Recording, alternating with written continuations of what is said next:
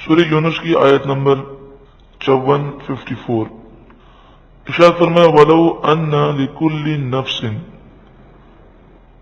اس آیت کریمہ کا ترجمہ سننے سے پہلے اس بات کو ہم ذہن میں بالکل تازہ کر لیں کہ انسان جب اللہ کے عذاب سے بچا ہوا ہوتا ہے یا اس نے کوئی چیز دیکھی نہ ہو تو اس وقت تک اسے اس کا اندازہ نہیں ہوتا، یہاں تک کہ دنیاوی جو بیماریاں ہیں وہ بیماریاں بھی انسان پر جب تک آئی نہ ہو اس وقت تک صرف سنی سنائی باتوں سے انسان کو احساس نہیں ہوتا۔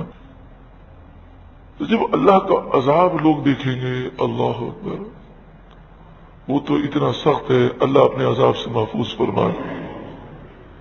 ایک شخص کو نبی اکرم صلی اللہ علیہ وآلہ وسلم نے دیکھا کہ وہ دبلا پتلا ہو چکا ہے اور بالکل جیسے حدیث میں الفاظ ہیں چوزے کی طرح ہو چکا تھا۔ تو آپ نے فرمایا یہ تیرا حال کیوں ہوا ہے؟ اس نے کہا پتہ نہیں۔ آپ نے فرمایا یہ بتا کہ تو اکثر کون سی دعا مانگتا ہے؟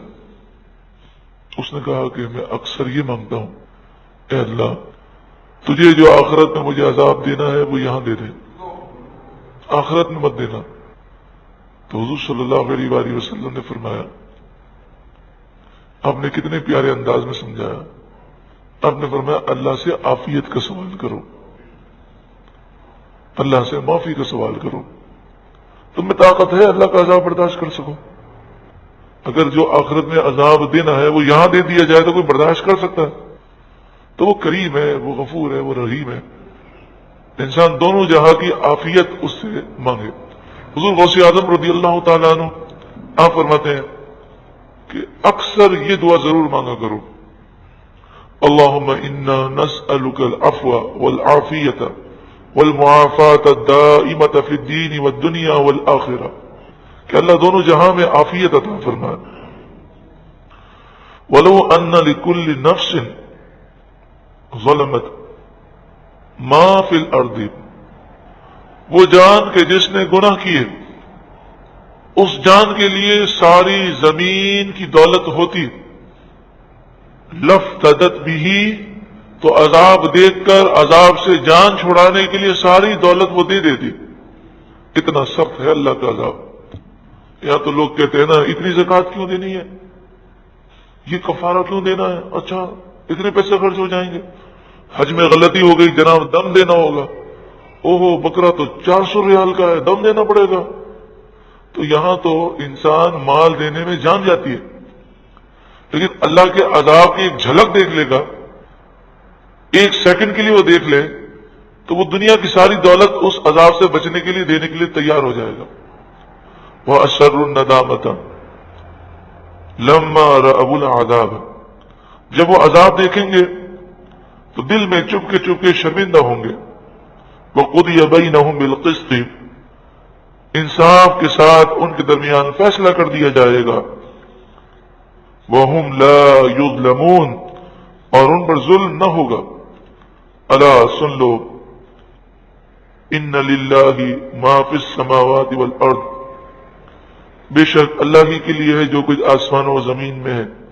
الا سن لو، ان وعد اللہ حق، بے شک اللہ کا وعدہ سچا ہے۔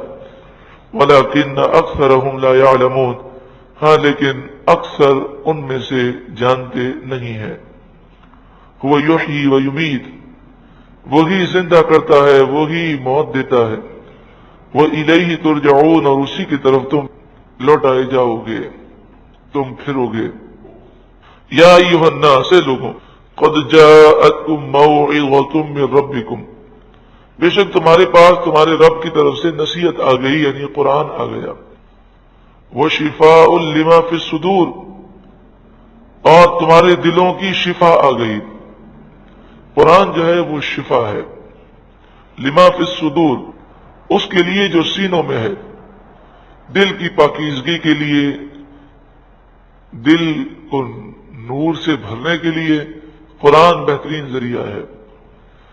قرآن جس طرح باطنی گندگیوں کو پاک کرتا ہے، روحانیت دیتا ہے، گناہوں سے دوری دیتا ہے، اسی طرح قرآن ظاہری امراض سے بھی شفا دیتا ہے۔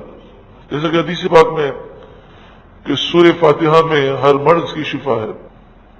اگر ہم تمام بیماریوں سے شفا پانا چاہتے ہیں، خصوصاً گناہوں کی بیماری سے، رسول اللہ فرماتے ہیں کہ سورہ فاتحہ ہر بیماری کی شفا ہے اور گناہوں سے خطرناک کوئی اور بیماری نہیں ہے. تو ہو سکے تو جب بھی پانی پیے یاد آئے تو اول آخر درود پاک پڑھ کے ایک مرتبہ سورہ فاتحہ پڑھیں، اس نیت کے ساتھ کہ اللہ ہماری ساری جسمانی روحانی بیماریاں دور فرمائے، اور پانی پہ دم کر کے ہم پی لیں، انشاءاللہ تعالی حضور کے فرمان کے مطابق شفا ضرور ملے گی. وہدن، اور یہ قرآن ہدایت ہے، وہ رحمت للمؤمنین، اور مومنوں کے لیے رحمت ہے. قرآن مجید، فرقان حمید اور احادیث طیبہ ہمیں جو اصول سکھاتے ہیں، ان اصولوں میں سے ایک اصول یہ ہے کہ مسلمان صبر کریں، غم کی کیفیات میں صبر کرنا چاہیے، اور غم کی یاد نہیں منانی چاہیے.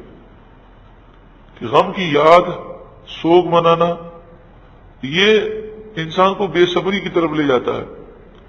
واقعات وہ پھر غم کے بار بار ذہن میں آتے ہیں تو وہ ناشکری کی طرف جاتا ہے. تو اس لیے فرمایا کہ 3 دن سے زیادہ سوگ منانا حرام ہے. 3 دن سے زیادہ سوگ منانا حرام ہے. اور ان 3 دنوں کے سوگ میں بھی ماتم کرنا، پیٹنا، چلانا، زور زور سے رونا، نوحہ کرنا، بین کرنا، کپڑے پھاڑنا، اپنے جسم کو مارنا، یہ ساری حرکتیں حرام ہیں. کیونکہ کوئی بھی قوم اگر ترقی کرتی ہے تو اسی صورت میں ترقی کر سکتی ہے کہ وہ غم کو بھول جائے، مصیبتوں کو وہ بھول جائے، صبر کرے اور وہ خوش رہے تاکہ وہ قوم ترقی کر سکے. تو اسلام نے مسلمانوں کو ترقی کا یہ طریقہ بیان کیا.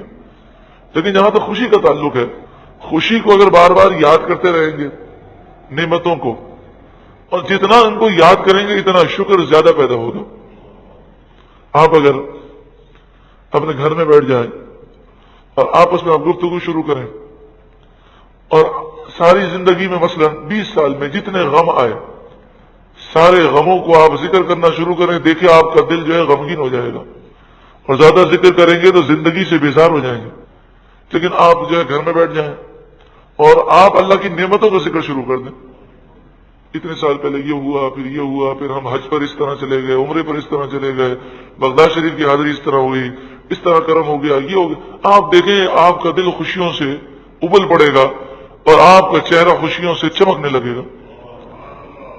تو اسلام یہ پسند کرتا ہے کہ نعمتوں کا بار بار اظہار کیا جائے، نعمتوں کی یاد منائی جائے، اور تکلیفوں کا ذکر جو ہے بار بار نہ کیا جائے، تاکہ صبر پیدا ہو، شکر پیدا ہو.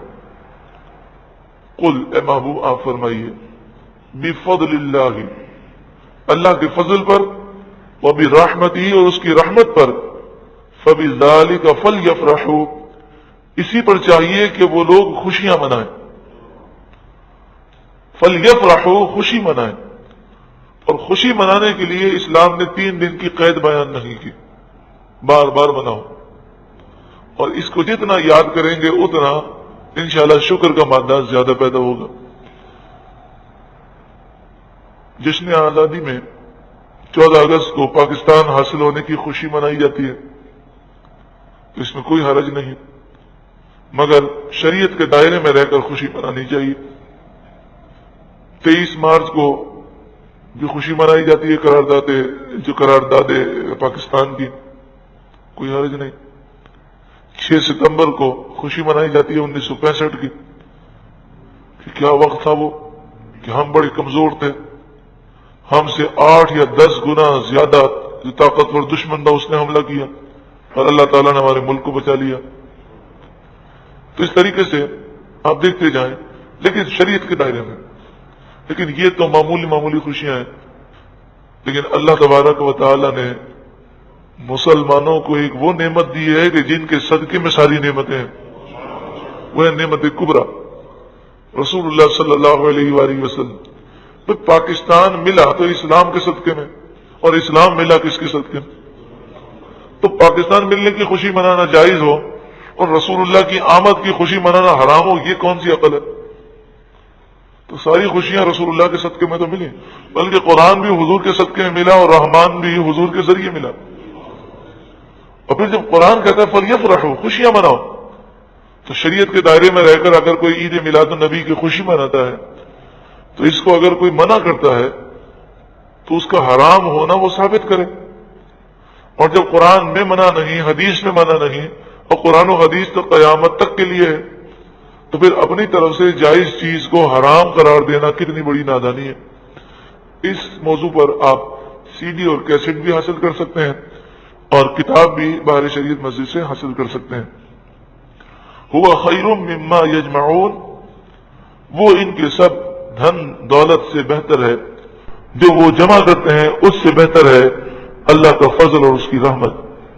قل اے محبوب آپ فرمائیے ارأیتم ما انزل اللہ لکم من رزق، بھلا بتاؤ تو صحیح جو اللہ نے تمہارے لیے روزی نازل کی، فجعلتم منہ حراما وحلالا، تم اپنی مرضی سے کسی کو حرام کہتے ہو کسی کو حلال کہتے ہو۔ مشرکین مکہ کئی حلال چیزوں کو حرام کہتے تھے، تو جو چیز اللہ نے حرام نہیں کی اپنی مرضی سے حرام کہنا، ناجائز کہنا، یہ اللہ پر جھوٹ باندھنا ہے۔ قل اے محبوب آپ فرمائیے اللہ اذن لکم، کیا اللہ نے تمہیں اس کی اجازت دی ہے؟ ام علی اللہ تفترون، یا تم اللہ پر جھوٹ باندھتے ہو؟ وما ظن الذین یفترون علی اللہ الکذب یوم القیامہ، جو اللہ پر جھوٹ باندھتے ہیں کیا گمان ہے ان لوگوں کا کہ قیامت کے دن ان کا کیا حشر ہوگا؟ کبھی سوچا ہے؟ اپنی طرف سے جائز کام کو ناجائز اور حرام کہنے والے غور کریں۔ ان اللہ لذو فضل علی الناس، بے شک اللہ لوگوں پر فضل کرنے والا ہے، ولکن اکثرهم لا یشکرون، لیکن اکثر لوگ شکر نہیں کرتے۔ اے اللہ تیرا شکر ہے۔ الحمدللہ رب العالمین علی کل حال۔